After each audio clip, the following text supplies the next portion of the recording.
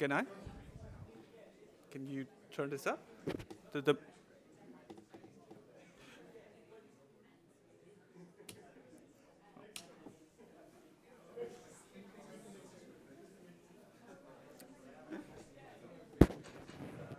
Test, test, test, test. Not loud enough. Not loud enough. Ah, test, test, test. This one is working. Test, test.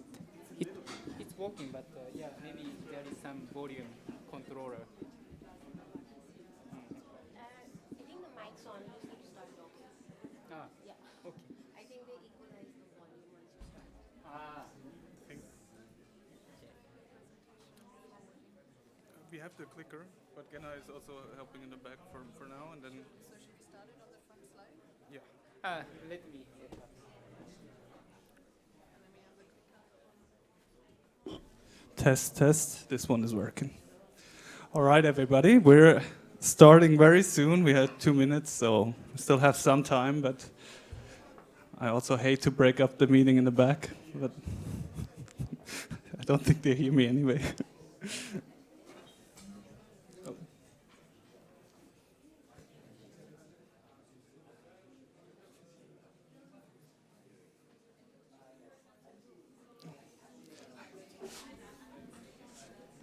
Mr. Sopa. I'm the Karl Halbach from the International Passive House Association. I'll be moderating. Yes. All right. Thank you for coming.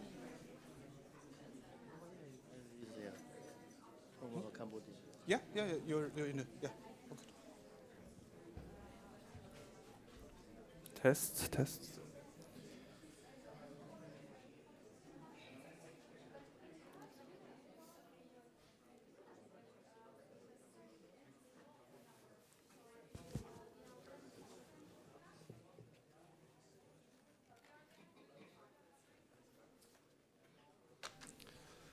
All right, welcome everybody. Just give us one more second till we figure out the presentation, but I think we're right on time to start. So again, a warm welcome to everybody who came to our session. I think people are still coming in, but we can slowly start it.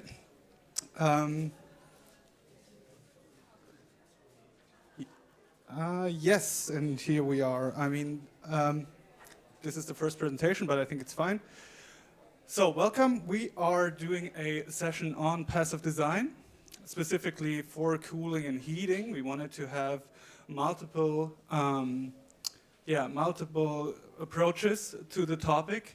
And of course, as you can see in this slide, resilient buildings are also part of it, right? So we heard a lot in the opening plenary, heard a lot about how we make buildings resilient for the people that live in it in these times of climate change. So this is also an aspect that we want to cover. My introduction here is going to be very brief before I hand over to my colleague. But yeah, we kind of approached the session and looked at it from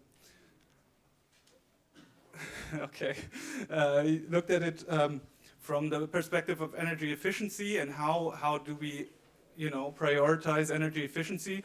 And of course, my name is Karl Halbach. As you can see here, I work for the International Passive House Association. So we have a passive house background, but we will cover other means of passive design in the session as well. Exactly. All right. So then I would hand over for the first presentation. Oh, sorry about that. We have an interactive element here. If you want to try it out, you are more than welcome. So this is kind of like a poll. I haven't seen it in other sessions, so it's for me the first time as well. It should be pretty self-explanatory. I think you just open up the QR code and then the first question should be already there. And then we can kind of gauge the audience reaction. We also don't have microphones to spread around the room, so we have a Q&A later where we also use the Slido platform. All right. Does it work for everyone? Everyone's looking at their phone. I think it works. Do we already have results, Genai, from the first? Not yet. So this one is a one-word submission. We just wanted to gauge a general idea of the audience and just have a one-word, which is hard, a one-word answer to the question, what do you associate with passive design solutions? And kind of see what the room is kind of thinking. Paint, I see, that's interesting. Not the first thing I would have come up with, but interesting. Shade, sunlight, the envelope, very important. Codes, insulation. All right. I think we can keep this going for a little longer just to see what everyone thinks. And I would start with handing over to my colleague Jessica Grove-Smith. She is she's on the board of directors of the Passive House Institute, and she's going to introduce us a little bit. So her presentation is kind of, we called it setting the scene. So she will give us a base for the rest of the session. Please come on stage. Do you want to? All right. Thank you very much for the introduction, Carl. Hello, everybody. Very interesting to see this coming in, and I'm happy that you're all still typing away. I'll give it another second before we dive in. So my name is Carl, just introduced. I'm Jessica Grove-Smith. I'm from the Passive House Institute, International Passive House Association. It's an absolute pleasure and honor to be here at this first-time event, global event, to really advance and scale solutions for buildings. Hang on, just let me find somewhere to put my notes. Here we go. And Carl, do you have the clicker for me, please? Here we go. Perfect. Okay, yeah, so pleasure and honor to be here at the event, and at particularly this session, which is titled Passive Design for Heating and Cooling, talking about resilient buildings. My role today, as Carl already indicated, is to kick it off and kind of set the scene for what we're talking about, what the potentials are for passive design and energy efficiency. Quick summary of this. I see the highlight topic is sunlight. Interesting one, but really relevant one. Energy efficiency is a big one. Thank you for your contributions and your thoughts. Can we grab a picture of this so we have it documented for later on? That would be fantastic. Okay, so I'll dive into my presentation, Passive Design for Heating and Cooling, setting the scene. As I'm setting the scene, I would say I'll start out with some statistics, with some numbers. I won't read them out because I think in this audience of this event, most of us will be familiar. This is taken from the Global Status Report of the Global ABC, showing how important or how significant the share of emissions and energy need of buildings is. We are all very aware the buildings have a very big impact and that we really need to address this very importantly, very quickly in order to meet our climate targets. A big share of that, it's not the only share, but a big share of that is the energy needs for heating and cooling. And that's the main focus of today's event, talking about how we can tackle into that potential and drive down those energy needs and that energy demand, for which passive design is an important factor.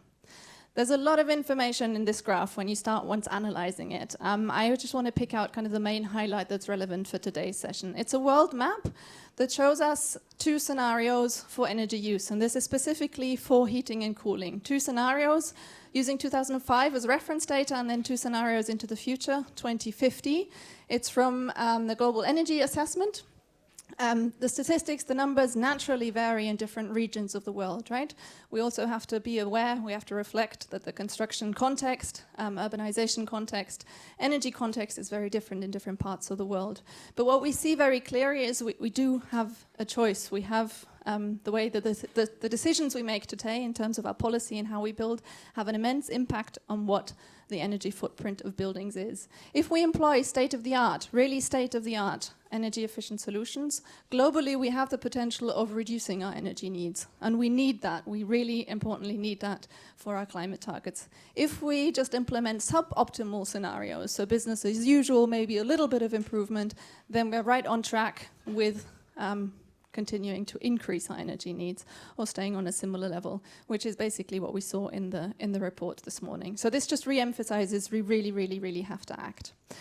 One potential to tap into those energy savings and make a difference is passive design, focused on heating and cooling.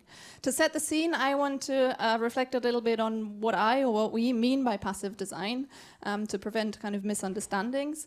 In a nutshell, keeping it brief, the idea is to design buildings in a way, in the context of their local climate, so that you can have comfortable, healthy, good conditions for people within those buildings, and do that with a low energy input for heating and cooling. That's the concept behind passive design. It's often referred to as energy efficiency. The two are interlinked.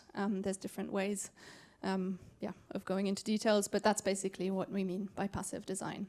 Obviously, the design solutions are then driven by the actual climate context. Buildings will look differently in a hot and humid climate than they do in a very extremely cold climate. Important for me to mention at this point is that passive design, we're designing buildings so that they need very little energy, also has its limits. Many parts of the world, many populated parts of the world, we will need a little bit of heating. We will need cooling to actually keep it comfortable and healthy within the buildings. So we also have to recognize the limits of passive design. It's a real important door opener. It's really important to drive down energy, but we do still need some energy to keep our buildings warm or cool. These are some of the technologies, some of the solutions, and I've just kind of done it as a cloud. I think some of those you will see reflected with what you mentioned earlier. I could talk about this all day long. My daily life is working with these technical solutions, but it's not my role today. I'm here to talk about setting the scene. So instead of diving into the technical details, which we'll hear later on in the panel, I wanted to briefly reflect on three main questions. Why is energy efficiency and passive design so important? Secondly, how low can we actually go? And thirdly, how do we scale this? How do we make this happen on a global scale, fast, in line with our climate targets? So starting off, why is energy efficiency so important? The most obvious, decarbonisation, right?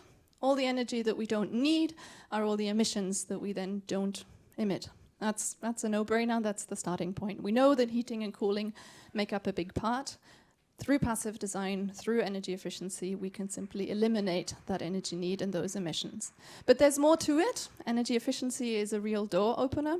The second obvious one is kind of how that interlinks with the whole topic of sustainable energy supply and renewable energies. We're all talking about electrification. We're talking about renewable energy supply, sustainable energy supply on a large scale. If we put that into context of resource efficiency, resource availability, then it becomes clear very quickly that we can only achieve that sustainable electrification by reducing the demand drastically. It's not feasible to be able to supply renewable energy worldwide if we don't bring down the demand first. There's a lot more to it in terms of benefits of passive design and energy efficiency. And quite personally, that's something that got me so hooked on the topic and keeps me going, because it's such a door opener and it just gives you more and more benefits out there. Just to mention some of them, the most important ones. Resilience, that's also a term I've heard a lot this morning and that comes up again and again. In the context of climate warming, in the context of increasing amounts of severe weather events, potentially power outages, if you design a building in a way that it has stable temperatures, that it can keep good conditions without a lot of energy input, you're automatically creating resilience, and that's becoming increasingly important in the context of climate warming and warmer conditions, right? Then there's a topic interlinked of health and well-being, thermal comfort, air quality, topics of energy and fuel poverty, and even beyond that, economic topics, job creation, education. A few of them are listed here. We do have one publication which highlights a little bit the interlinks between energy efficiency, passive house, and the SDGs. I think this quote from the IEA, I like it, which is why I include it in quite a lot of my presentations and slides. It puts it quite nicely, kind of why energy efficiency is important. It's kind of using or referring to energy efficiency as the first fuel, and it representing the cleanest and in many cases the cheapest way to really meet our energy needs. Importantly, this can be done, right? This is not just something that we do in theory. There are many projects around the world that show how to implement energy efficiency and passive design.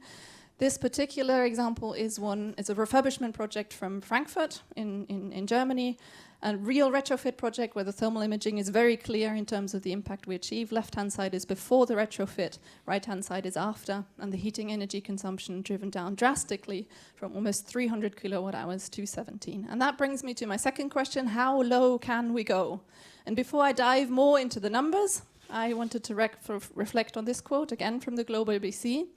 What we build today will be our mission's legacy. And if you think that through, then that automatically takes you to the message, if you do it right, you really have to do it right. Because what we do now, how we build, what kind of efficiency level we achieve with our buildings, locks in how much energy they will consume year after year after year after year. So really every opportunity we have to do the best that we have with the technology, with the situation that we're in. Otherwise, we're really locking in the energy for years and years and years to come. So this, please, is one of my most important takeaways and messages for you today. If you do it right. What does that mean in numbers? What does that mean in state-of-art technology? Obviously, I'm from the Passive House Institute, so Passive House is my background, my passion, my technology I'm also here to share. This is the very first Passive House that was built in 1991, and it was a pilot project. It was an experiment at the time to see how low can we go in terms of reducing our heating consumption. It's been in operation for over 30 years now. And as you can see in the data, the heating energy consumption is consistently as low as 10 kilowatt hours per square meter and year. Now, not all of you might be familiar what that means in context of where other buildings sit. So I've included this graph as well, also based on measurement data beyond just that one passive house. And it shows, right, compared to the average building stock in the European context, passive house saves 90% of heating energy consumption. And even compared to low energy buildings, kind of the common building practice today in Germany or in Europe, we're still talking about 50 to 70% reduction in heating energy consumption. So this is really a lot that we can achieve. It's a potential that we can and should and must be exploiting to reduce our emissions. That example was from heating. Here's a different example from the cooling context. This is a passive house project from Sri Lanka. It's a refurbishment project, a garment factory. In this case, it's the total energy consumption of which we have the data, which was before retrofit and after retrofit reduced by 50%. And a large share of that is down to the reduction of the cooling energy consumption. Now, both of these projects were certified passive house project, right? And I'm going to deviate here quickly and have some participation. Can I have a quick raise of hands who is familiar with the passive house standard? Fantastic, amazing. So that's about a third, a third, maybe half of the room. That's really encouraging to see, because I think a few years back when I was giving these kind of presentations, it was still kind of, you have to start from scratch and explain what passive house is, what the idea behind it is. So it's great to see that there is more recognition, and this is becoming more known. For those who are not so familiar with, very, very briefly, Passive House Standard it's a voluntary, performance-based standard for very highly energy-efficient buildings. So basically, we define targets for heating and cooling, and then the design team has to basically design their buildings in a way, choose the right insulation levels, the right components, in order to achieve those ambitious targets for heating and cooling. They have flexibility how to do that, and that really drives them. They have to implement those passive design strategies to achieve those high efficiency levels of a passive house. It started off with that residential buildings on the left, but it's now internationally grown and being applied to different typologies and in different climates. We can talk theory a lot, we can talk technology a lot, but ultimately it comes down to the actual implemented projects that make a difference. So we need more and more and more of these projects. I encourage you to take a look at the database online, where you see passive house variety typologies internationally. And this is a graph just showing how passive house has grown and is growing around the world. It is growing, which is a great thing. That state-of-the-art efficiency is being picked up. There are municipalities that have fully embraced this as their solution. It's really exciting that Scotland, it's the first time where this is being picked up on national level to be integrated into policy. If we're entirely honest, then this is still a niche, right? So that efficiency level in the total context and scheme of things, this is still a niche, which is why it's so important we're here, we're talking about this, we're sharing our experience, so hopefully we can pick this up and scale it and have more of this high efficiency level. And that brings me to my last question, scaling passive design. What can we do? How can we actually pick this up? I have put together a couple of notes on this. How am I doing on time? Can I dive? Yeah, okay. So I'll leave them on the screen here, because I also know that this will be part of the discussions of the panel later on. but there are several things that we can and we have to pick up in terms of being able to scale those solutions. One point that I wanted to share with you is the relevance and also the importance of voluntary standards, such as Passive House, right? Policy incentives is absolutely essential. We need them, no question about it, to actually have a scaled impact. But we also have to be aware and just be realistic that policy takes time, and it also is within certain constraints that it changes and evolves. And that's where these voluntary standards, they can be ambitious and they can really, really help to drive the market, right? They pave the way for code, they pave the way for market development by encouraging training, by encouraging manufacturers, producers to have components to the high efficiency level. And secondly, these kind of voluntary standards have quality assurance baked into them, right? They have to deliver. And as we scale, I urge all of us that we keep in mind quality assurance as a key, right? There's no point if we implement and we scale solutions and have performance gap in the end. We need to make sure that what we're planning, what we're aiming to do actually achieves those energy savings in reality. Last, international collaboration is a really, really important one. In the Passive House scene, we do this via the International Passive House Association, which Carl heads, but obviously there are collaborations beyond that. We are members of the Global ABC. We're very happy to be at Venset at this one. I think that sharing knowledge experience is really, really important. That's my last slide, my message. Thank you very much. For those of you who want to learn more specifically at Passive House, here's some links. I invite you next month. We have the International Passive House Conference. But overall, think efficiency now. It's really, really important. And Passive House design is a really essential part, not only for tackling the climate emergency, but also for having those resilient and healthy and comfortable buildings. And with that, I look forward to the rest of the session. Thank you. Thank you, Jessica. All right, let's move on. I told you in the beginning of the session that we wanted to have a broad view, right, from different countries, different regions. Oh, there's another Slido, Paul, but you can use this maybe if you would like to. But I would still already introduce our next speaker. It's my pleasure to welcome Mr. Can Sorpa to the stage, and he is the Director General of Construction, Ministry of Land Management, Urban Planning and Construction in Cambodia. Welcome to the stage. Do you prefer to be here, or would you like to sit?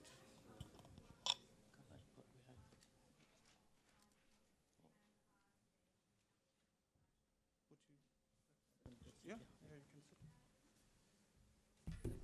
This is the clicker to control the slides.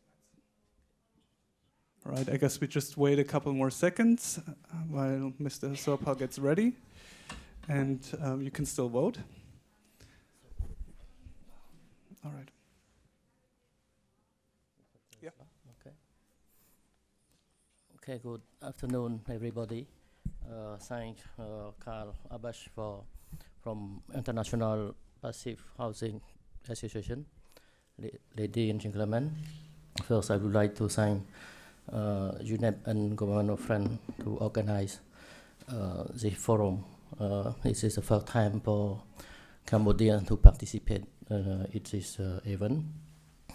I choose rapidly about geographical of Cambodia. I think a lot of just here maybe don't know where to localize Cambodia. We are in a tropical country between Thailand and Vietnam. With our story with the Khmer Rouge regime until 1979, and now we have find fully peace and unity in Cambodia since 1988, and the peace conference on Cambodia in 1990 it was take place here in the same place. I would like to present here Cambodia is we are now around 17 million population, and we expect to have around 30 million in 2050, with the need of the housing.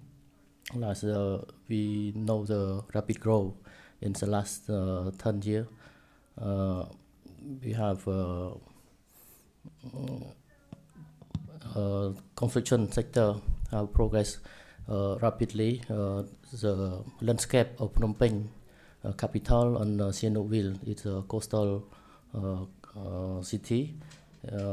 Now we have high-rise building. Before 2000, we don't have building higher than five floor. Now we have around 1,000 building more than 30 floor.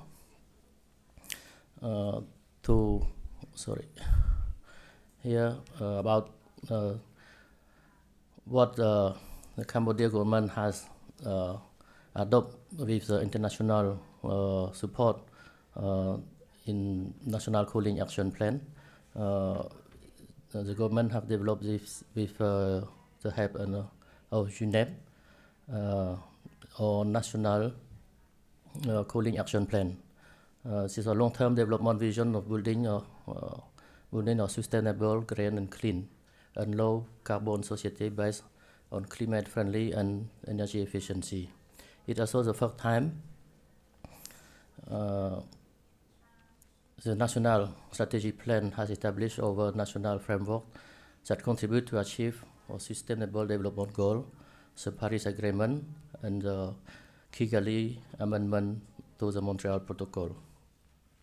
We have also developed a national strategy plan on green growth for 2013-2030, was formulated to boost Cambodia's shift toward a green economy, considering the efficient use of the environment resource and green job creation. In this strategy direction, green building and construction are encouraged to adopt renewable energy, energy saving and energy efficiency, water saving and also green and clean development. Green building and energy efficiency are particularly related to need to introduce efficient energy efficiency cooling equipment. We have also a national energy efficiency policy for 2020-2030 was developed to respond the rise of the energy demand as a country develop. Our main goal of the policy is to increase the transfer and adopt the energy efficiency technology to reduce energy intensity. The policy aims to reduce energy use in industry and building by 25%, and its target to reduce energy consumption by at least 19% from 90,000 gigawatt to 17,000 gigawatt and by 2030. Here I would like to present you a traditional house about when we speak about passive design. Traditionally, house is built on a pillow. In the daytime, when it's hot, people is living on the ground floor, and at the night time they go to sleep on the floor. So it's a traditional lifestyle in the countryside, and this mostly 80% of population is living in the countryside. And we expect 2050 maybe half of population will live in the city. So why the government take action about green development and efficient energy also. Since 2022, we have been implement the passive cooling strategy for sustainable development Cambodia project with the support of UNEP and UNESCO. This effort is contribute to implement of one of the key recommendations of Cambodia and CAP, which introduce passive cooling into building performance code and urban planning. The challenge challenge for Cambodia today. The population have ever greater need for security and prosperity. In contemporary house, the ground level, which was previously an open area, simply defined by the open framework of the building, is now walled in. The walls are made of brick and are rendered on the outside and the inside. The interior is now no longer an open space, but divided into separate rooms by dividing wall. The windows and the door open, so important the efficient natural ventilation are now closed with the wood frame, glass windows, and a solid wooden from the door. However, the passive cooling can be highly effective in reducing the energy consumption and promoting sustainability. It can face several political challenges, include the regulation or building code or building energy code and national construction policy are currently being developed. The resistance from the construction industry may resist adopt the passive design strategy due to concern about additional training requirement, change in traditional construction practice, and perceived risk associated with the unfamiliar technique and material. The resource allocation, limited financial resource or competing priorities within government budget may hinder investment in research development and implementation of passive cooling technology and practice. Lack of public and private financial mechanism to support investment in energy efficiency projects, because such projects require large initial capital investment and small saving for subsequent year, which extend the payback period. Public perception and education, they may be lack of awareness of my misconception among the public about passive cooling technique, lack of awareness about benefit of passive cooling, leading to resistance or skepticism toward adopt the term. Addressing this political challenge requires collaboration among policymakers, industrial stakeholders, and the public to build consensus around the importance of passive design strategies for addressing energy efficiency, climate change, and public health concerns. This may involve education and outreach efforts to prepare regulation and building code to promote sustainable building practice. To address this challenge, government Cambodia has also adopted the construction law officially entered in force in 2019 only. We have also the circular strategy on environment for 2023-2028, and also the Cambodian environment code was adopted last year. Finally, I would like to emphasize the Royal Government of Cambodia has also set out the commitment to combating the climate change. It embraced Cambodia's ambition target to reduce greenhouse gas emission around 40% from business as usual by 2030, in which energy becomes the second largest sector, playing a key role in achieving the target, further to join global effort to promote climate-friendly cooling. Cambodia joined the landmark Global Cooling Pledge enshrined by COP28 presidency and UNEP Cooling Coalition. Cambodia is looking forward partnership to implement the pledge commitment. Thank you for your attention.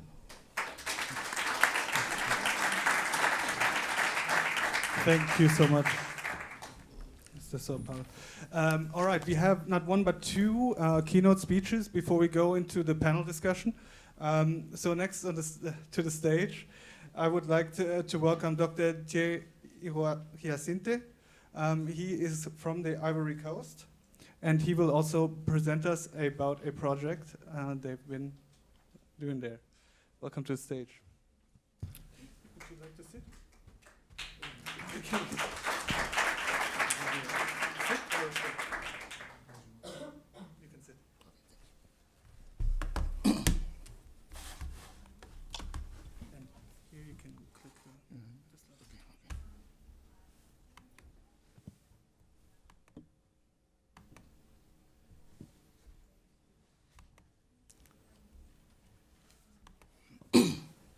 Okay, thank you. I'm from Côte d'Ivoire, not Ivory Coast. I'm sorry. You don't use Ivory Coast, it's Côte d'Ivoire. Côte d'Ivoire. Ouais, don't translate the name in another language. So that I have to present a project in my country about a building which is Sojefia is the name of the building. Okay. And what I want to present is I have 4 points. Introduction, the preliminary study, the action we implemented, and conclusion. To end.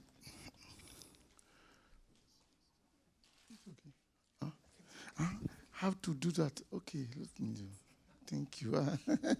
Excuse me. Okay. Côte d'Ivoire, my country, and a project with European Union founding, which name is Energos 2.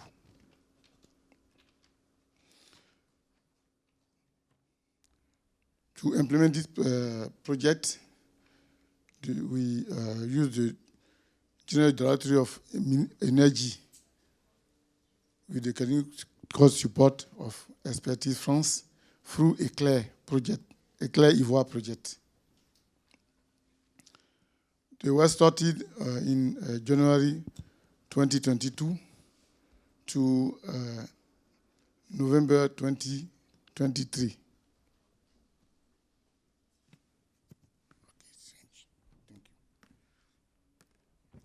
The first stage is a study.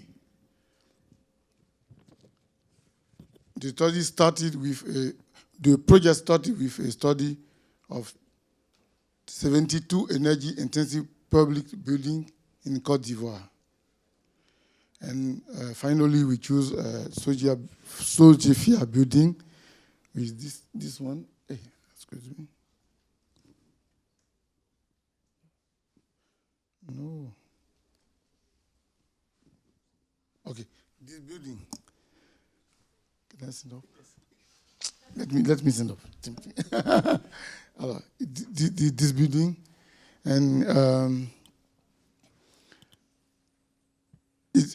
this is built on in 1977, and we noticed that the energy consumption is higher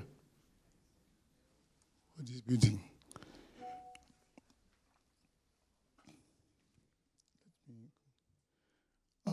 The action was, first we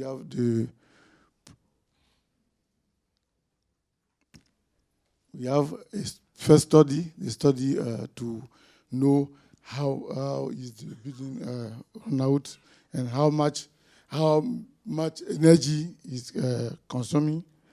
And the second one is to call for tender for the performance of the building. The third one is we start this work in 1922. What I said, and hey, I don't excuse me. Oh, okay, I changed what I mean. Okay. So that what I said is that the inauguration of the Soya building, the new one, was done in 2020, excuse me. The action, I said is that, let me know.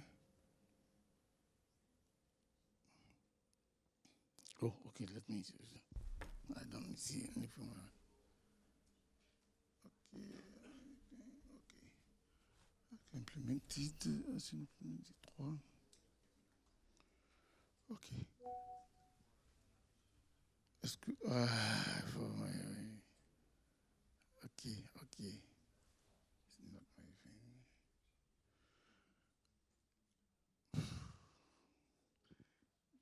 I'm not on the. It's a different. No, not French. So that is different because let's choose the last one before this one. Before. Okay. It's this one. Let me. Okay. So next one. Yes. Is it? Okay.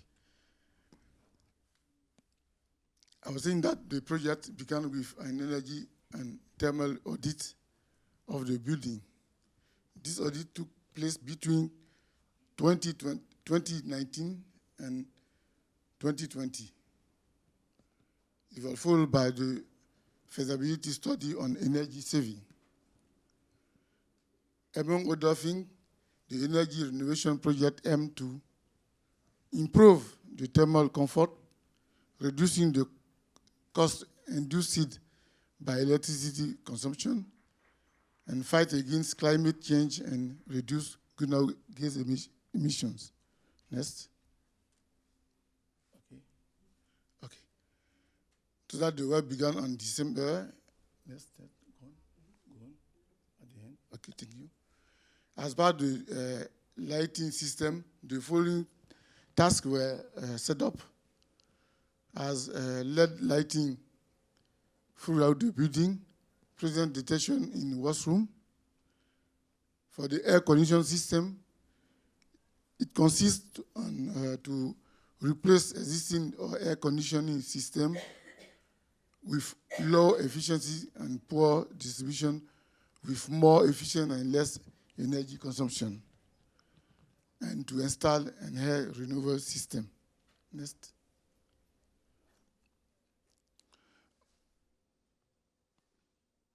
Okay.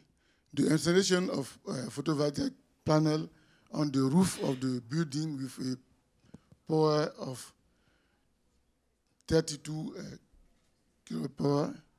This reduced the electrical power called on the grid by the building. The completion of this work has made it possible to reduce the specific consumption of the building from 254 to 166. So right now we earn around 100 kilowatt hour per meter square. In conclusion, next. Hey, no. In conclusion, in terms of energy saving, this represents about 500,000 kilowatt per year. This is equivalent to avoid emission of more than 180 tons of CO2. Thank you. Thank you so much. Thank you so much. All right, let's get over to our next point. I would like to introduce and invite the panel speakers up to the stage. We have to hurry up a little bit. So we have Mr. Dragomir Tsanev. He's the Executive Director of ENEFECT, the Center of Energy Efficiency in Bulgaria. We have Dr. Jenny Russell. She is the Director of Education and Learning at RIBA, the Royal Institute of British Architects. We have Mr. Luis Lastres. He's at Grupo Lobo Spain. We have Elisabeth Chege. She is the head of the Energy Efficiency and Cooling at SE for All. And we have Mr. Tadao Kamei. He's the chairman of Nikken Sekkei Japan. All right, thank you. As you make your way up to the stage, welcome everybody. I would jump right into the questions. So when we set up the panel, we wanted again to have different perspectives. We also wanted to have speakers from different parts of the value chain, as we call it, right, with different areas of work. So I'm very happy about the panel. Welcome all. And I would start with Mr. Dragomir Tsanev. Dragomir, can you? So we talked about energy codes. We also heard about it in other sessions and this morning. Can you talk a little bit about the energy codes? You are from Bulgaria. You also work in the Balkan region and Ukraine. And what are the codes there? What are they demanding from new builds as well as from retrofits? And where should they be? So what can we do to improve them? Thank you, Karen. Happy to be here. Can I talk about energy codes? Yeah, I guess I can talk for some hours. We don't have that much time. We are running a little over. I guess we don't have that much time. I don't know if that works or probably. Thanks for that. So, how are the codes? Well, they're not bad, but they're not terrible, as the saying goes. Unfortunately, we had to be much further ahead at that point of time. So the codes are developing, the calculation methodologies are developing, they're more and more aligned with the European and international standards, and that also applies to Ukraine, I must say. And of course, this is all being shaped by the EPBD requirements that are also developing, and hopefully next we will have another run on that. The truth is, however, that if we go back more than 20 years later, the first EPBD in 2002 told us that we should pursue passive house level in writing explicitly. And we're still not there yet. And we are not even close, I would say. And as Jessica said in the first presentation, okay, we should probably not be that requiring, that touchy according to the regulations and the policies. But the point is that we do not have even financing schemes in that part of Europe that would support enhanced performance.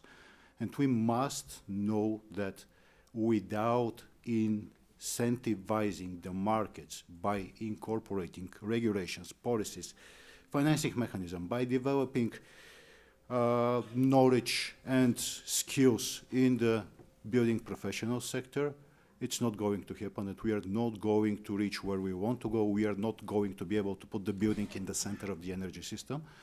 And if we want to make it sure, the building should be really efficient.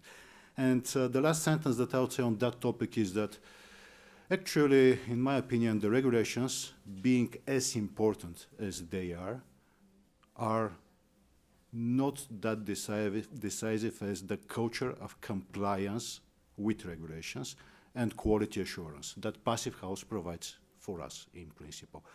The fact is that in countries, in Bulgaria, in my country, in Croatia, in Romania, after the implementation of the new regulations for the NZ building standard, we see non-compliance and we see performance gaps. And with performance gaps, we cannot get informed and willing to invest markets. And I think this is the first area that we should strengthen. Thanks. Thank you so much for that very clear message. Thank you. Hey, there you go. That's worth an applause. All right. I would like to dwell on that a little bit, but we have to move on. We're a little behind schedule. So I would just move on to a very different area of work, but equally important, I would say. We always talk about how education is crucial in the way we educate architects, engineers. Jenny, you work for RIBA, the Royal Institute of British Architects, and you work in the education department. You head the education department, right? What we wanted to talk to you about is you have a specific initiative that you introduced for students. So if you maybe can talk about that for a second, how that's going, what were the challenges, and what were the positive outcomes that we can maybe, also try to do ourselves. Yeah, no problem. Thanks, Carl. It's a privilege to be here with you all today. As Carl said, I'm Jenny Russell. I'm the Director of Education and Learning at the RIBA in the UK. We all know that there's a need for fundamental climate training for all students within the built environment.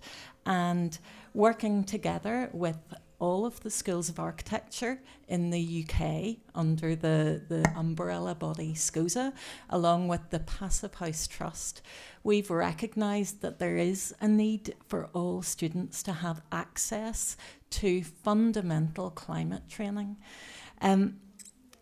The cost of architectural education within the UK is incredibly expensive.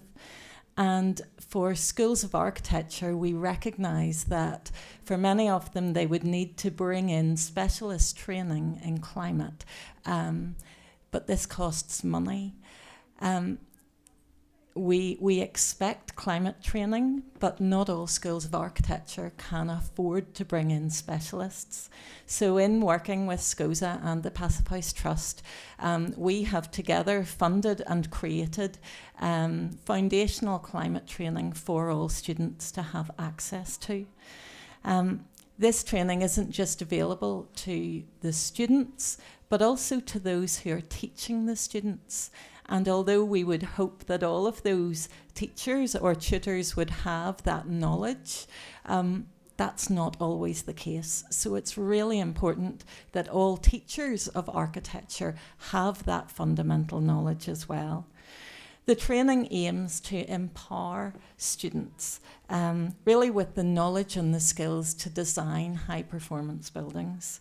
It explores really the strength and the limitations of the Passive House standard with 4 different modules. 2 of those modules cover the principles of building design for optimal performance, and 2 of them cover the specifics of construction and services design. It's tailored to support existing training within the UK, particularly the requirements of not just us as the professional body, but also our regulator as well. We do have ambitions to expand this across undergraduate and postgraduate training, primarily because we believe that all students, we should ensure that all students are entering the profession properly trained to deal with the climate emergency, that they're not coming in and starting off on their climate literacy journey, but actually that they're coming in ready to go, able to support and train those who they're coming in to work with.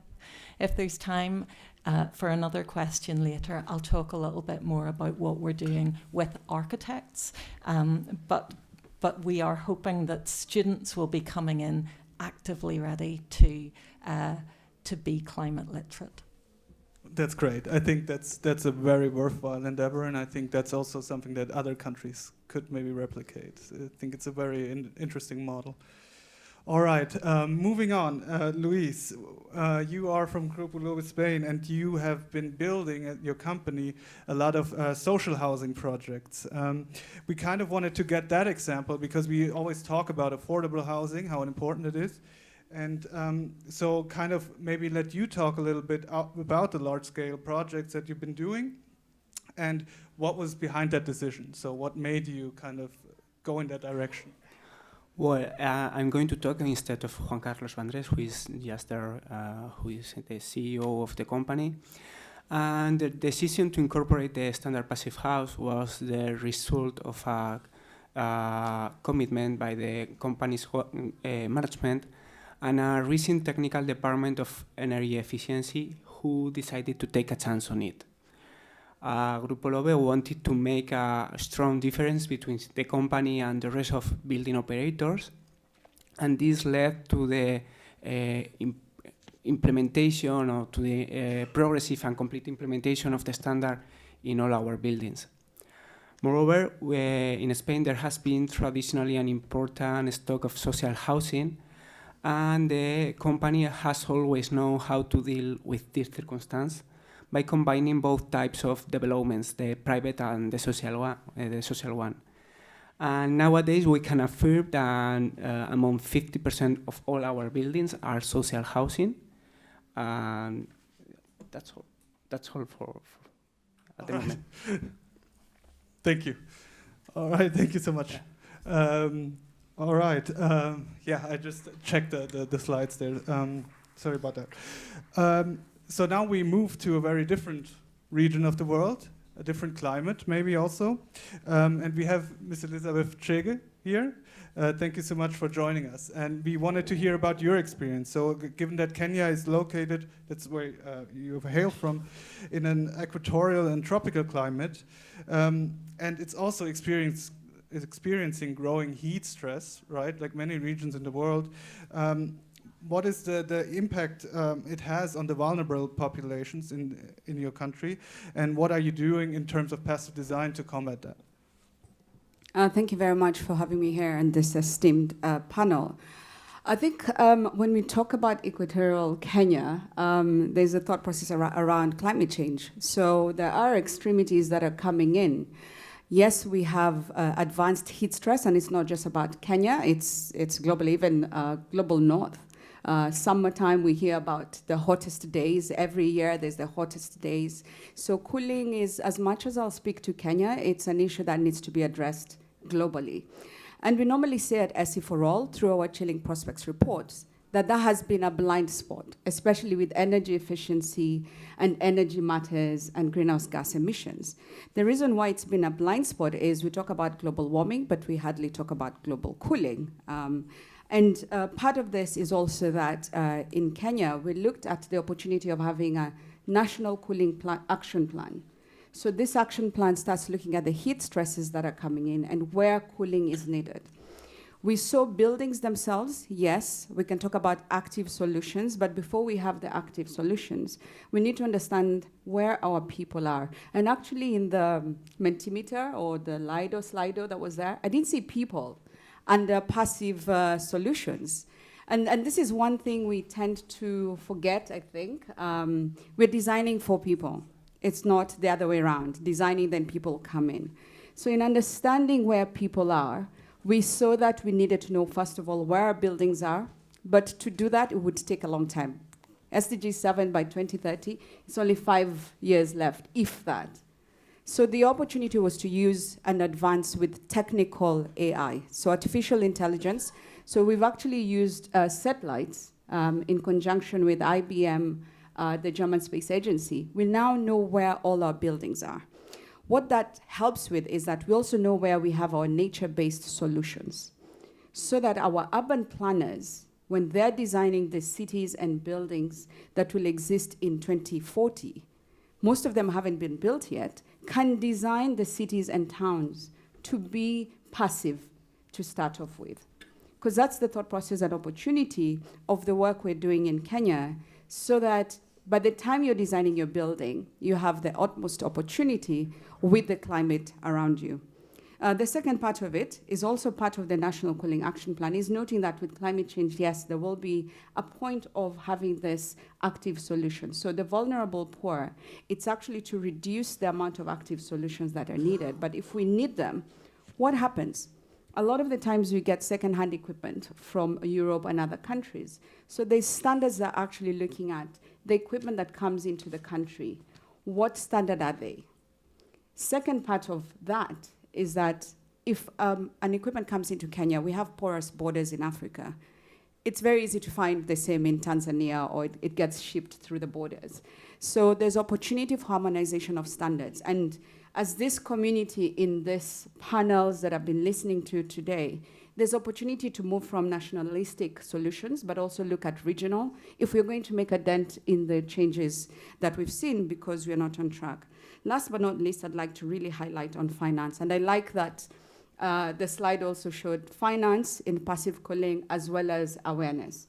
The finance element is so that we link projects, we link this AI, this leapfrogging, the passive request in legislation to come in before active solutions. There's a lot of tools and technologies available, and we're trying to bring that all in, and I'll just highlight that through the mission efficiency marketplace, and mission efficiency is an ecosystem for energy efficiency that SE4All is part of. We've created a marketplace that we can have technology, we can have the financiers, we can have the technical assistance to really accelerate on what we're doing on the ground in Kenya around passive cooling. Thank you for now. Thank you. Thank you so much. That's a great call to action, and also, yeah, bringing up the financing aspect, I think, is something that's incredibly important.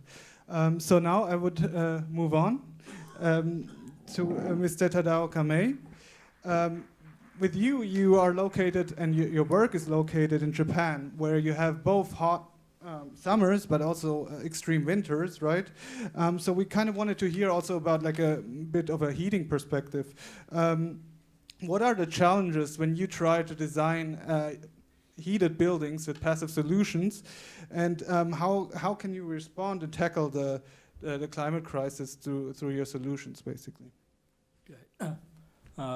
First of all, I thank you for this precious opportunity to participate in this event. And Nikken Seikei is a design consultancy firm of 2,500 members of architects, engineers, and planners. And we have been actively working on energy-saving design to reduce the amount of CO2 emitted from our projects for a long time. This graph shows how we can reduce CO2 emission of our project. And Nikken is strengthening strategies towards net zero in 2050. And our passive design method is to apply techniques cultivated in traditional Japanese folk houses to current building designs. Responding to your question, I would like to show one project in Tokyo first. And this is YKK headquarters building in Tokyo. It's a global company manufacturing zippers and architectural products. The main facade facing west is covered with delicate aluminum louvers, creating an exterior.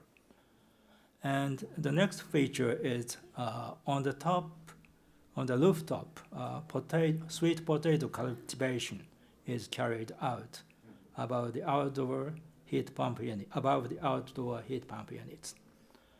The transpiration and solar shading of the leaves growing in summer lowers the air temperature around the units, increasing energy efficiency.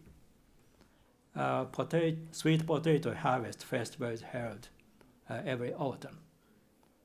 Around 200 kilograms of sweet potatoes are harvested every autumn, and they use for the potatoes are used at their cafeteria to serving the employees. It's a kind of self-sufficient life. It's realized. Okay. Good. Thank you so much. So now we're at a crucial point in the session, because I think we're running out of time, and we also wanted to include the audience, right, to have you ask questions. So we wanted to do a second round of questions, but I think we just don't have the time for it. Otherwise, we run over too much. But I would still like to give you, the audience, with your phones, basically the chance to also ask questions to the panel. Gena is already getting the questions here, so you can still use your phone and maybe ask questions. Right now, I don't really see a question here, so to say. Maybe if you have, or we can also just, I mean, it's pretty, the room is small. Does anyone have a question for the panel? Maybe for... Can I? Yes, go, please. Because in the first moment, I would like to say our experience about our passive house experience, and I would like to say that how the currently sector is working. Currently, the sector in Spain is anchored in a traditional execution, in a traditional way of execution through manual and traditional systems. And besides, it has the problem of being more and more dependent on an increasingly less qualified workforce, something that represents for us a big problem for our activity. And we need to look at another sectors, such as the industrial one, and learn from it. In recent years, we have introduced, I would like to show a picture. Can I take?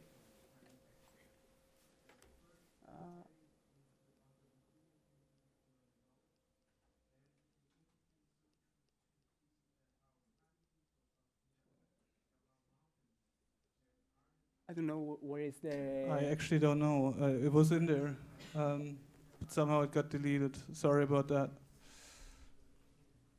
Okay, so in recent years, we have introduced an industrialized production system that increases the performance of our task. We have developed important principles of quality, speed, clean execution, and better conditions for the workers. In this way, Grupo Lobe has created a production line where we minimize the mistakes and where we obtain a higher quality product. Moreover, it is important to know how to dialogue with national policies, but even more so to understand the demands of the citizens. In our opinion, population can generate new behaviors, and this leads to new political implications. We try to get ahead of regulations by facing the real problems the society has and accepting them as a challenge. From this point of view, we develop passive house because the user demands it. Although this kind of private certification schemes are not accepted or required by the national building normatives. It represents a problem in terms of quality of building stock because the developer tends to fit compulsory regulations instead of make the result even better. Oddly enough, in terms of economy, we develop high efficiency social housing by the same cost of the rest of the companies. We know that the price of the buildings are improving, and we develop by the same, more or less, by the same cost of the rest of the companies. In this way, it's important in external attitudes like the passive house standard and internal attitudes with the standardization processes that we need to improve in our processes. Just that. Thank you so much. Yes, thank you. So we have a couple of questions. I would just ask the panel, maybe you can raise your hand if you want to jump in. So we have an observation here. There is the question, could the panel speak to passive approaches? That's a very interesting one. Not just regarding heat, but high humidity. Has anyone here of the panel have a comment on that?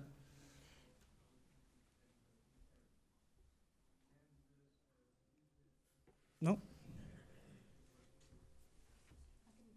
Yeah, sure, please. Thank you for that. So the question is, could the panel speak to passive approaches for addressing high humidity? So in some of the areas around Kenya, especially the coastal areas and the lake basin areas, there's a lot of humidity. And this is speaking towards cooling as well. So this very much is addressed on the basis of, in the passive design element, is looking at movement of air. And also having the cooling opportunity with nature-based solutions. So that's, you know, getting back to indigenous ways of approaching that. And also having the design that it is enclosed, but in the center it's quite open for natural ventilation, and also having stack effect in some of the buildings. So kind of the solution around the termite mound development. We think it's a new development in a lot of the buildings, but this has been there for many years and it has been adopted. So for high humidity, that has been the case, but then there's a limit to how much you can actually have passive design for high humidity, because there's other elements that actually creep into the buildings due to moisture, etc. I'd like to just respond to the second one and then pass it back. I see that there's a similar to recent commitment on triple renewable energy. We need a global agreement to build to passive house standards from 2030 onwards.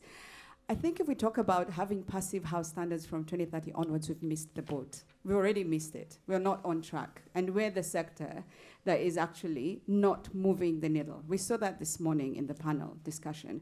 The designs that are currently on anyone's desk at the moment, unless they're net zero, they're going to have missed the boat. Because if we're saying we're going to be net zero by 2030 in new buildings, we need to be doing that now. And it worries me, like in a region like Africa, if we're not considering the technologies I've seen in these conversations back in Africa, then we're going to have a similar issue that we're trying to resolve with existing buildings in the global north, in the global south. So we really need to, we are the ones who can turn this around. So I would say have the passive house standards now. There's nothing stopping that. If we can make the decisions as a global, and this is the first forum on buildings, we can make the decision to say, going forward, this is how we're designing, and go back and work with our policymakers to update. I'd just like to point out that the national determined contributions are being updated, and by COP30, most of the countries should showcase that.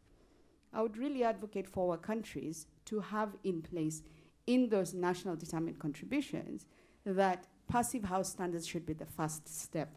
And these solutions that my esteemed panels are talking about should be there inherent before you get a license for your development. Because otherwise we're juggling with the lives of people with climate change. Thank you. Thank you so much. Anyone else from the panel want to jump in? Both of you. Okay. First. For addressing high humidity, you can design the 8-story building in the middle of Tokyo, which has a green screen. So the cool breeze will come into the office. And it's very effective for addressing high humidity. And from the inside of the building, they can see the view by screening the green. So it's very a kind of biophilic design, so very comfortable. It's already realized in Tokyo. Okay, thank you. Dragomir, I think you wanted to say something? Yes, I will be speaking more on the policy side, and indeed referring to the several comments that were stating that passive house should be in the foundation of the policy making process, and it is already in the foundation of building codes and regulations promoted by certain international bodies. And I fully agree with the comments that actually we have all the knowledge and technology not to wait until 2030 or whatever, to do it now, and we are actually doing it now. The passive house concept has 25 to 30 years of history now. And when we're moving towards sustainable energy standards, if we focus on achieving optimal performance, these principles come to the fore in a natural way. There's no other way to optimize the performance and at the same time provide comfortable and healthy conditions for the people inhabiting the built environment, unless we start our thinking, design thinking, with the passive house concept. So that is why we do need to integrate that philosophy both in the regulations and policies, in financing, in training and education. Extremely important that it enters the traditional curriculum, the regular curriculum of universities and relevant training centers. And then on moving forward, the other argument supporting that is that without optimizing the energy consumption in the first place, we cannot reach to the vision of the building sector as central part of the energy system. Because if we continue to throw out energy out of the windows, there's absolutely no way that we will cut peaks, that there's absolutely no way that we will correspond to the networks signals, and we forecast the user demand at a certain time, at a certain place. So that is why it is really important to be serious on that and take it now. We don't have time to lose. I think I have seen an ask of the benefits of the certification. It has multiple benefits for all the actors of the project. Firstly, for the developer, it guarantees a correct execution as it was planned in the project. The passive house, for example, monitors the practical works in order to reach the energy efficiency commitments. Secondly, for example, for the developer, or for the construction company, the wheeling of the standard passive house, for example, has allowed us to improve our working systems. We have learned to be better in production processes. We have organized tasks from another point of view, and we have learned to avoid mistakes by establishing new execution protocols. As an example, BIM models are used to display and think how all the pipes and ducts are going to be set in the building. And it is like a pre-construction processes that makes on-site work tighter, more ordered, and less improvised. In this way, pipes and ducts are set early on the construction site in order to have them all installed and sealed when the first airtightness test is performed. And finally, for the user, it has the validation by a third party, and at the same time enjoys greater comfort condition and significant financial savings on the electricity bill. Thank you so much. I think one last round of applause for the panel. Thank you so much for joining us. We are getting close to an end here, but we have two more little program points. You can leave the stage, thank you. So I would call on stage for a quick exhibition pitch, Mrs. Kira Lamont. Sorry, Lamont. She's a researcher from the Simon Fraser University, and she's going to show us what they have in store for us at the exhibition. I'll try to make this fast since we're running behind a little bit.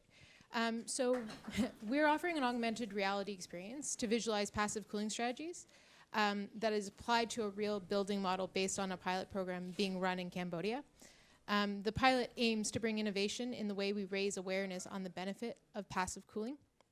And the concept behind the application is to enable users to interact with the complex geometries of buildings and physical phenomena that we must consider when we're talking about passive cooling, and to do so in the three-dimensional space that it takes place. Because dimensionality is integral to understanding how passive cooling affects building space, and so we're aiming to preserve that and bring awareness to these strategies to the palm of your hand in a phone-based AR application. So we invite you to come by the booth and experience the application for yourself and choose your passive measures and see how they impact building comfort.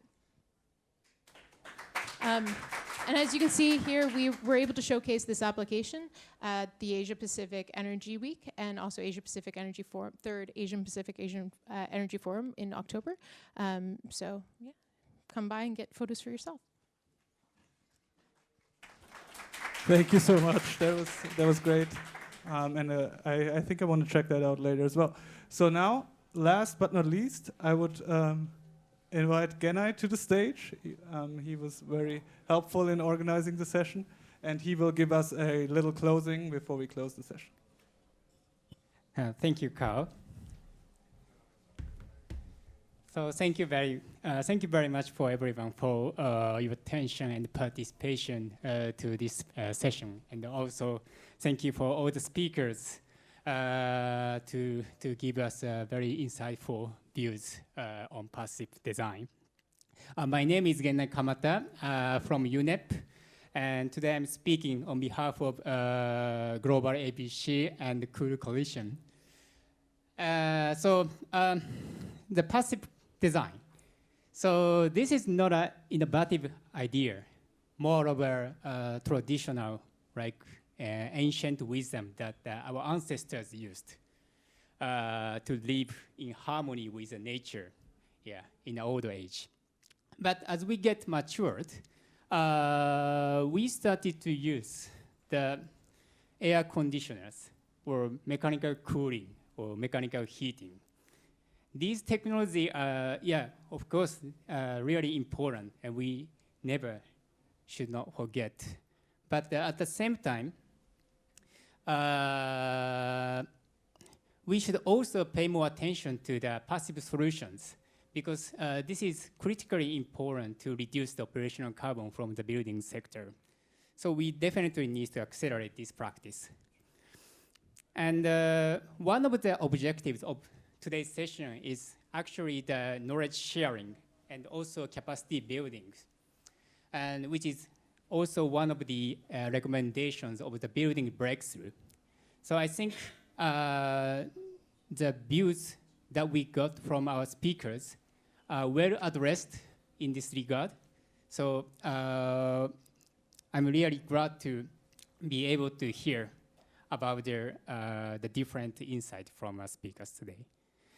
And also, when it comes to knowledge sharing, we are privileged to be able to hear voices from the different countries today, from different parts of the world, starting from Cambodia, Cote d'Ivoire, and Bulgaria, UK, and Spain, and Kenya, and Japan.